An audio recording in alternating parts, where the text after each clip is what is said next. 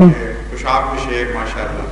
हजूर ये कलमा तैयबा के मुतल्लिक सवाल करते हैं पुलिस वाले भी मुझसे और दूसरे गैर जमात भी, तो ये जो कलमा तैयबा आपने लगाया हुआ है, क्या हज़रत मुहम्मद सल्लल्लाहु अलैहि वसल्लम ने ये लगाया था या सहाबा कराम ने लगाया था?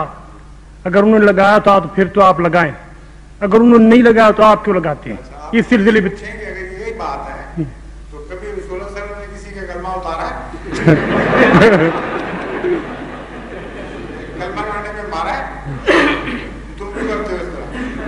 जवाब देते हैं लेकिन सिर्फ हजूर इसके मुतल्लिक रोशनी डाल देते ये बताने की बजाय ये जमाना है तहरीर का, जो सौफ और शेर है। कुरान करीम फरमाता है कि आइंदा जमाना आएगा जो तहरीर का जमाना होगा और उसमें ये चीजें लिखी जाएंगी और फिर कुरान करीम में कलमा मौजूद है अलग अलग अलग और वो भी लिखा हुआ है। इसलिए जो चीज कुरान करीम में लिखी गई है उसके लिखने पर कोई मुसलमान एतराज नहीं कर सकता।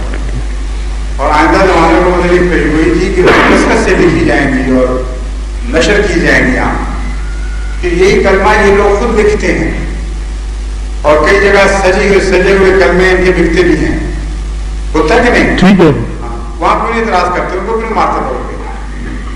जब गैर अहमदी सिर्फ ये है कि जब गैर अहमदी लिखे उस वक्त इनको तकलीफ नहीं होती, जब अहमदी लिखे तो तकलीफ शुरू हो जाती है।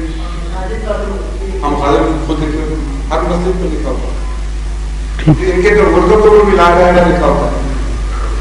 वो कहाँ साबित है? रसूल सल्लल्लाहु अलैहि वसल्लम की नाश मुबारक पर या किसी खलीफा की नाश पर या किसी साहबी की नाश पर आप उनसे पूछें कि कभी कोई चादर डाली गई थी जिस पे कलमा लिखा हो? और खाना का गिलाफ कब चढ़ाया करते थे रसूल करीम सल्लल्लाहु अलैहि वसल्म? हर रस्म जो खुद कर ले वो जाए, तो जब अहमदी करें तो वो जायज होगी, इतनी कि उनको कत्ल कर दो। ठीक है, जैसे किसी और ने कहा था, आप बताएं। इसके बाद अस्सलाम वालेकुम।